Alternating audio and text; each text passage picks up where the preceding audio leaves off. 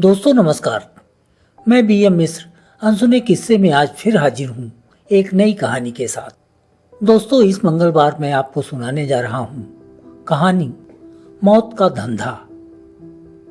वेद की शिकायत लेकर रज्जू जब सुग्रीव काका के पास पहुंचा तो उन्होंने उसे समझाया। देखो रज्जू, मैंने तो तुम दोनों को एक ही धंधे में लगाया था। अब रही कमाई की बात तो वो तुम्हारी किस्मत और धंधा करने के तरीके पर निर्भर है। मैं वेद को कुछ नहीं कह सकता। उसे इतना पैसा मिलने लगा है कि अब वो हमारी बात भी नहीं सुनेगा। तुम वेद से अपने ढंग से निपटो, मुझे इसमें मत घसीटो। रज्जू रास्ते भर वेद को सबक सिखाने का तरीका ढूंढता रहा और अचानक उसने ऐसा निर्णय ले लिया जिसके बारे में उसने खुद कभी नहीं सोचा था। तो आइए सुनते हैं अवैध धंधे में फंसे एक युवक के दर्दनाक अंत की कहानी। पैदल स्कूल जा रहे रज्जू को देखकर वेद ने साइकिल रोक दी। वो साइकिल से उतरा और रज्जू के साथ चलने लगा। कुछ दूर चलने के बाद वेद ने रज्जू से कहा, भाई, मैंने तुमसे कितनी बार कहा कि जब स्कूल जाया करो तो मुझे भी साथ ले लिया करो। दोनों एक दूसरे से बात करते हुए साथ चलेंगे तो मजा आएगा और तुम्हें रेंगना भी नहीं पड़ेगा। देखो रज्जू, अब बहुत हो गया। कल से अपन साइकिल से साथ ही चलेंगे स्कूल। तुम बैठ जाओगे तो टूट नहीं जाएगी मेरी साइकिल। रज्जू जब कुछ नहीं बोला तो वेद ने फिर कहा, कल से चलोगे ना मेरे साथ? ये तुम मेरे घर नहीं आ सकते तो मैं तुम्हारे घर आ जाऊंगा तुम्हें लेने। मैं चल तो सकता हूं तुम्हारे साथ, लेकिन अगर किसी ने देख लिया तो तुम्हारे लिए मुसीबत खड़ी हो जाएगी। रज्जू पल भर के लिए रुका और वेद से यूं बोला मानो वो उसे किसी मुश्किल में नहीं डालना चाहता। मुसीबत? मेरी समझ में नहीं आया। यह तुम मेरे साथ स्कूल चलोगे तो इसमें मुसीबत की क्या बात है? वेद ने आश्चर्य के साथ पूछा। बात है वेद, मैं अछूत हूं और तुम ऊंची जाति के हो। तुम्हारे घर वाले आज भी हमें नहीं छूते, अपने बर्तन में पानी तक नहीं पीने देते। ऐसे में अगर मैं तुम्हारे साथ साइकिल पर बैठूंगा तो फालतू में पंचायत खड़ी हो जाएगी। वेद, मैं चाहता हूं कि हमारी दोस्ती ऐसे ही बनी रहे। मुझे अच्छा न लगेगा कि मेरी वजह से कोई तुम्हें कुछ कहे। अरे रज्जू, क्या मजाक करते हो? पहले की बात और थी, अब जमाना बदल गया है। अब वो समय आ गया है जब बाघ और बकरी एक ही घाट में प्रेम से पानी पीते हैं। छुआछूत, भेदभाव, ऊंच नीच, अब ये सब सोचने के लिए किसी के पास समय नहीं है। सबको आगे बढ़ना है और हम आगे तभी बढ़ सकते हैं जब सबको साथ लेकर चले। रज्जू, तुम्हारे दिमाग में जो उल्टी सीधी बातें भरी हैं उन्हें निकाल दो। कल से हम दोनों साथ चलेंगे स्कूल। और हाँ, तुम्हारी गलतफहमी दूर करने के लिए कल से हम स्कूल में लंच भी एक साथ करेंगे। हम अपनी टिफिन साथ खोलेंगे और साथ ही खाएंगे। वेद ने हंसते हुए रज्जू का हाथ पकड़ा और खींचकर उसे अपनी साइकिल के डंडे पर बैठा लिया। सलामत रहे दोस्ताना हमारा, गुनगुनाते हुए वेद साइकिल के पैडल तेजी के साथ घुमाने लगा। थोड़ी ही देर में दोनों स्कूल पहुंच गए और क्लासरूम में घुस गए। वेद और रज्जू का घर अगल बगल ही था। सामाजिक मान्यता के मुताबिक वेद ऊंची जाति का था और रज्जू नीची जाति का। उन दोनों के परिवारों के बीच अच्छा तालमेल था। वेद और रज्जू की गहरी दोस्ती की चर्चा गांव की हर जुबान पर थी। अक्सर दोनों साथ में ही दिखते थे। उनकी दोस्ती को लेकर उनके परिवार वालों को कोई ऐतराज नहीं था। न कभी वेद के घर वालों ने कुछ कहा और न रज्जू के घर वालों ने। फिर भी न जाने क्यों रज्जू के मन में एक डर सा भरा था और वो वेद के ज्यादा करीब आने से हिचकता था। वेद जब कभी उससे हाथ मिलाने या गले लगने की कोशिश करता तो रज्जू पीछे हो जाता। वेद सोचता कि शायद रज्जू को यह सब पसंद नहीं है, इसलिए उसने इन सब बातों को कभी सीरियस नहीं लिया। छुआछूत की बात तो उसके दिमाग में कभी आई ही नहीं। वेद और रज्जू दोनों गांव से करीब 5 किलोमीटर दूर एक सरकारी स्कूल में पढ़ते थे। स्कूल का उनका ये अंतिम साल था। पढ़ने में दोनों कमजोर थे, लेकिन किसी तरह जुगाड़ करके 12वीं कक्षा तक पहुंच गए। इस साल बोर्ड परीक्षा थी, इसलिए दोनों ने तय मान रखा था कि अब की बार उन्हें फेल होने से कोई नहीं बचा सकता। वेद के पिता ने इस साल उसे स्कूल जाने के लिए साइकिल खरीदी थी। वेद चाहता था कि उसके साथ रज्जू भी साइकिल से चले, लेकिन बार बार कहने के बावजूद रज्जू टालता रहा। रज्जू के मन में डर था कि यदि उसे वेद के साथ साइकिल पर बैठे किसी ने देख लिया तो कहीं कोई बतंगड़ न खड़ा हो जाए। इसलिए वेद जब भी उसे अपने साथ स्कूल चलने को कहता तो वो कोई न कोई बहाना बनाकर टाल देता। लेकिन आज वेद की जिद के आगे रज्जू हार गया और उसके साथ स्कूल पहुंचा। स्कूल की छुट्टी होने के बाद वेद फिर उसे साइकिल पर बैठाकर घर की ओर चल पड़ा। रज्जू और वेद को साइकिल पर साथ बैठे गांव के कई लोगों ने देखा, परंतु किसी ने कुछ नहीं कहा। रज्जू और वेद परीक्षा तक साथ ही स्कूल गए। परीक्षा खत्म होने के बाद एक दिन शाम को दोनों घूमते घूमते गांव के छोर पर स्थित एक बगीचे तक जा पहुंचे। पैदल चलते चलते दोनों थक गए थे, इसलिए आम के एक पेड़ के नीचे बैठकर सुस्ताने लगे। रज्जू, इस साल तो मेरा पास होना असंभव है, और अगर 12वीं भी पास न हो पाए तो कोई नौकरी चाकरी मिलने से रही। समझ में नहीं आ रहा है कि अब क्या करेंगे। तुम्हारे पेपर कैसे गए? वे धीमी आवाज में बोला। मैं भी तो तुम्हारे साथ ही पढ़ता था ना। जब तुम्हारे पेपर अच्छे नहीं गए तो मेरे कैसे अच्छे जाएंगे? मैंने तो अभी से ही खुद को फेल मान लिया है। रज्जू वेद की तरफ देखकर मुस्कुराया। तो अब आगे क्या करने का इरादा है? कोई काम धंधा हो तो मुझे भी बताना। किसी न किसी तरीके से पैसा तो कमाना ही पड़ेगा ना। वेद ने रज्जू की ओर उम्मीद भरी नजरों से देखा। हाँ, यदि कमाएंगे नहीं तो खाएंगे क्या? वेद, क्यों ना अपन सुग्रीव काका से बात करें। ऊपर तक पहुंचे उनकी। बड़े बड़े नेताओं और अफसरों से उनकी जान पहचान है। क्या पता कोई काम दिलवा ही दे। रज्जू का चेहरा देखकर ऐसा लग रहा था मानो उसे जीवन यापन का कोई सटीक रास्ता सूझ गया हो। कहते तो तुम ठीक हो। कई साल से नेतागिरी कर रहे हैं सुग्रीव काका। लोगों से जान पहचान तो होगी ही। लेकिन रज्जू, तुमने क्या कभी ये सोचा कि सुग्रीव काका बिना कुछ किए अपना जलवा कैसे मेंटेन किए हुए हैं? न कोई व्यापार, न खेती बाड़ी, फिर भी 24 घंटे चकाचक रहते हैं। नेतागिरी में तो कोई तनख्वाह मिलती नहीं, फिर उनके पास पैसे आते कहाँ से हैं? मैं आज तक नहीं समझ पाया।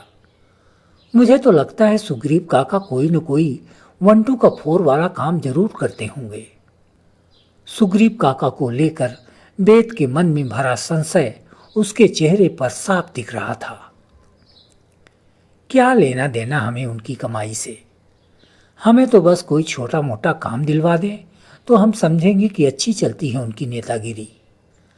और वेद, आजकल किसी के बारे में ज़्यादा गहराई तक नहीं सोचना चाहिए।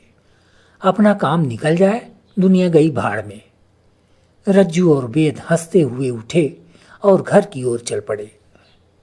दूसरे दिन सुबह होते ही रज्जू और वेद सुग्रीव काका के पास पहुंच गए। सुग्रीव काका घर के बाहर तखत पर उल्टे पड़े धूप का आनंद ले रहे थे। घर का दीवान उनकी पीठ पर तेल लगाकर मालिश कर रहा था और बीच बीच में उनके हिष्ट पुष्ट शरीर की तारीफ भी कर रहा था। 50 के हो गए सरकार, फिर भी 25 जैसे लगते हैं आप। भगवान ने इतना सुंदर शरीर दिया है आपको कि मुझे मालिश करने में मजा आ जाता है। लगता है आप इसी तरह पड़े रहें और मैं पौवा भर तेल सुखा दूं आपके बदन में। दीवान सुग्रीव काका की शारीरिक संरचना की तारीफ में लीन था और बीच बीच में ही करके सुग्रीव काका उसका उत्साह बढ़ा रहे थे। काका पैर पड़ी थे। तेज स्वर में एक साथ वेद और रज्जू ने सुग्रीव का अभिवादन किया और तखत के बगल में खड़े हो गए। सुग्रीव काका, जो अब तक पेट के बल लेटे थे, सीधे हुए और बैठ गए। अरे तुम सवेरे सवेरे कैसे आ धमके दोनों?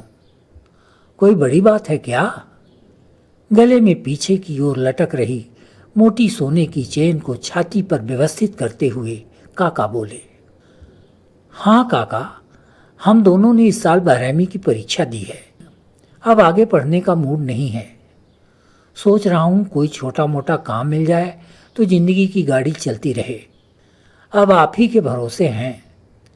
आप हमारे इलाके के दबंग नेता हैं। आप चाहें तो हमें कहीं न कहीं सेट कर सकते हैं।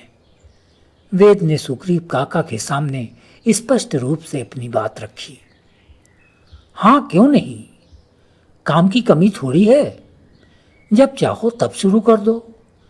अभी तो मुझे एक जरूरी मीटिंग में जाना है। शाम को आओ, बताता हूँ कोई काम। सुग्रीव काका तखत से उठे और घर के अंदर चले गए। काका के आश्वासन से गदगद वेद और रज्जू लौट गए। शाम को जब वेद और रज्जू काका के घर पहुंचे तो वो उन्हें बाहर ही बैठे मिल गए। लग रहा था जैसे काका उनका इंतजार ही कर रहे हों। लगालग कुर्ता पैजामा पहने काका कुर्सी पर बैठे थे। वेद और रज्जू उनके पास जमीन पर बैठ गए। काका ने मुंह में भरी पान की पीक को जमीन के हवाले किया और गंभीर होकर बोले, काम तो बहुत अच्छा है तुम लोगों के लिए, लेकिन मेहनत और सावधानी से करना पड़ेगा। वेद और रज्जू के चेहरे पर खुशी की लहर दौड़ गई। बताइए ना काका, चाहे जितना कठिन काम हो कर लेंगे हम दोनों मिलकर। आप काम बताइए, मेहनत की चिंता न करिए। इस उम्र में मेहनत न करेंगे तो कब करेंगे? सुग्रीव काका ने दोनों को अपने और करीब आने का इशारा किया। देखो बच्चों, आजकल नौकरी चाकरी बड़े बड़ों को नहीं मिल रही है। अपना धंधा ही ठीक रहता है। मैं जानता हूं कि तुम्हारे पास पैसे नहीं हैं, इसलिए अपना धंधा भी शुरू नहीं कर सकते। इसलिए मैं चाहता हूं कि तुम दोनों मेरे धंधे में ही आ जाओ। इस धंधे में तुम्हें अपनी एक चवन्नी न लगानी पड़ेगी। पैसा मेरा रहेगा, तुम्हें सिर्फ मेहनत करनी पड़ेगी। काका की बात सुनकर वेद और रज्जू को ऐसा लगा मानो भगवान ने उनकी मुंहमांगी मुराद पूरी कर दी हो।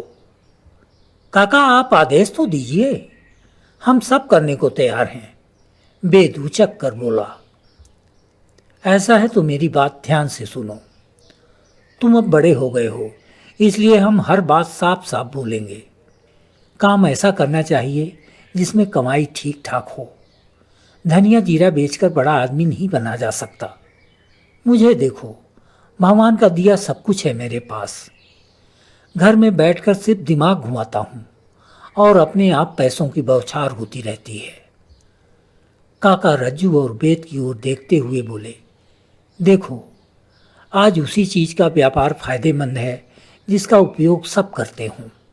तुम तो जानते ही हो, आज आदमी खाना खाए या न खाए, लेकिन उसे नशे का सामान जरूर चाहिए। लोगों के पास भले ही आटा दाल के लिए पैसा ना हो, शराब, गांजा, कोरेक्स के लिए पैसा जरूर रहता है। मैं 20 साल से ये काम कर रहा हूँ। खुद तो पैसा कमा ही रहा हूँ, सैकड़ों और लोगों का पेट भी मेरी वजह से चल रहा है। भगवान चाहेगा तो तुम्हारे आगे पीछे भी पैसा भागेगा। काका की भाव भंगिमा ऐसी हो गई जैसे वो अपने मिशन के निर्णायक बिंदु पर पहुंच गए हों। वेद और रज्जू, तुम भी, मैं जो कह रहा हूं अच्छी तरह से सुन लो। नशीली सिरप का नाम तो सुना होगा तुमने। लोग इसे कोरेक्स, माहौल और कई नामों से जानते हैं। ये समझो कि इस पूरे इलाके में मैं कोरेक्स का होलसेलर हूँ। यहाँ जो जगह जगह कोरेक्स बिक रही है ना, मेरे यहाँ से ही जाती है। वैसे तो मैं लोगों से माल देने के पहले ही पूरा पैसा ले लेता हूँ, लेकिन तुम दोनों के लिए ये जरूरी नहीं है। मैं जानता हूँ कि तुम दोनों गरीब हो। मुझसे बेहिचक माल ले जाना और जब बिक जाए तो पैसे पहुंचा दिया करना। क्या कोरेक्स बेचना पड़ेगा हमें? वेद और रज्जू ने एक दूसरे की ओर देखते हुए खुद से सवाल किया। ये तो गंदा काम है और अगर कहीं फंस गए तो जेल भी जाना पड़ सकता है। वेद और रज्जू को चुप देख काका बोल पड़े। अरे ज्यादा मत सोचो, नहीं तो ऐसे ही धूल फांकते फिरोगे। आज के जमाने में इससे ज्यादा मुनाफे का धंधा कोई नहीं है। भगवान का नाम लेकर कल से काम शुरू कर दो, मैं कमाऊंगा तुम्हें पैसा। वेद और रज्जू की हालत ऐसी थी कि ना तो वो हाँ कह सकते थे और ना ही ना। दोनों को असमंजस में देख सुग्रीव काका हंसे। नया नया काम है, इसलिए शायद तुम्हें दिक्कत महसूस हो रही होगी। एक दो दिन करोगे तो मन लगने लगेगा। रही बात पुलिस की, तो वो हमारी मुट्ठी में है। तुम्हें पुलिस से डरने की कोई जरूरत नहीं है। अब घर जाओ और सुबह आकर माल ले जाना, लेकिन दिन निकलने से पहले। वेद और रज्जू पूरी तरह से सुग्रीव काका की बातों के जाल में फंस चुके थे। वो चाहकर भी उनसे ना नहीं कह सकते थे। सुग्रीव काका ने उन्हें अमीर बनने का इतना चमकदार सपना दिखा दिया था कि वो उससे बाहर निकलने की हिम्मत नहीं जुटा पा रहे थे। अंततः दोनों ने काका की निगरानी में अपना व्यापार शुरू कर दिया। वेद और रज्जू ने अपने अपने घरों से ही नशीली सिरप बेचना शुरू कर दिया और दोनों की दोस्ती और प्रगाढ़ हो गई। जो रज्जू कभी वेद को छूने से भी कतराता था, वो उसके गले में हाथ डालकर चलने लगा। महीने भर में ही उन्होंने उम्मीद से अधिक पैसे कमा लिए। लेकिन कहते हैं, आदमी के पास जितना ही पैसा आता है, उसकी भूख उतनी ही बढ़ती जाती है। कुछ दिनों बाद वेद को लगा कि यदि हम अपने माल की कीमत थोड़ा कम कर दें तो कमाई बढ़ सकती है। रज्जू के भी ग्राहक मेरे पास आने लगेंगे। उसने रज्जू की अपेक्षा कम कीमत में सिरप बेचना शुरू कर दिया। इसका असर ये हुआ कि धीरे धीरे रज्जू के ग्राहक कम होने लगे और उसकी कमाई सिमटने लगी। उसे लगा कि वेद उसके साथ धोखा कर रहा है। यहीं से रज्जू के मन में वेद के प्रति नफरत पैदा होनी शुरू हो गई। वेद की शिकायत लेकर रज्जू जब सुग्रीव काका के पास पहुंचा तो उन्होंने उसे समझाया। देखो रज्जू, मैंने तो तुम दोनों को एक ही धंधे में लगाया था। अब रही कमाई की बात, तो वो तुम्हारी किस्मत और धंधा करने के तरीके पर निर्भर है। मैं वेद को कुछ नहीं कह सकता। उसे इतना पैसा मिलने लगा है कि अब वो हमारी बात भी नहीं सुनेगा। रज्जू, पैसे की हवस में आदमी रिश्ते नाते, दोस्त यार सब भूल जाता है। तुम वेद से अपने ढंग से निपटो, मुझे इसमें मत घसीटो। रज्जू लौट चला। रास्ते भर वो वेद का धंधा बंद कराने के बारे में सोचता रहा। अचानक कम हुई कमाई से रज्जू छटपटा रहा था। इसी बीच उसे एक बात याद आई जो कभी उससे सुग्रीव काका ने कही थी। धंधे में कोई किसी का दोस्त नहीं होता। ठीक है, वेद पहले मेरा दोस्त था, लेकिन अब तो वो मेरा प्रतिद्वंदी बन चुका है। जब रज्जू को लगा कि वो वेद को किसी भी तरीके से नहीं समझा सकता, तो उसने उसे रास्ते से ही हटा देने की ठान ली। पैसे के लिए तड़प रहा रज्जू अंधा हो चुका था। उसने फटाफट वेद को खत्म कर देने का प्लान तैयार कर डाला। एक दिन उसने वेद के सामने पिकनिक मनाने का प्रस्ताव रखा। वेद तैयार हो गया। सुबह दोनों घर से निकले और गांव से दूर एक पहाड़ी पर जाकर रुके। रज्जू ने यहाँ पहले से ही अपने कई दोस्तों को बुला रखा था। वेद को देखते ही वो सब उस पर टूट पड़े। रज्जू के दोस्तों ने वेद को इतना बेरहमी से पीटा कि उसकी वहीं मौत हो गई। पैसे की भूख ने 20 साल की दोस्ती को एक झटके में खत्म कर दिया। इसके बाद रज्जू ने गांव में स्वतंत्र रूप से अपना धंधा शुरू कर दिया। इस धंधे में अब उसका कोई प्रतिद्वंदी नहीं था। उधर सुग्रीव काका ने वेद की मौत को जातीय रंग देकर अपनी नेतागिरी की धार तेज करनी शुरू कर दी। मित्रों, आपको ये कहानी कैसी लगी? कमेंट बॉक्स में हमें जरूर बताएं। कहानी यदि अच्छी लगी हो तो लाइक व शेयर करना ना भूलें। और हाँ, यदि आपने अब तक हमारे चैनल को सब्सक्राइब नहीं किया है तो कृपया कर लें। अगले मंगलवार हम फिर मिलेंगे एक नई कहानी के साथ। धन्यवाद।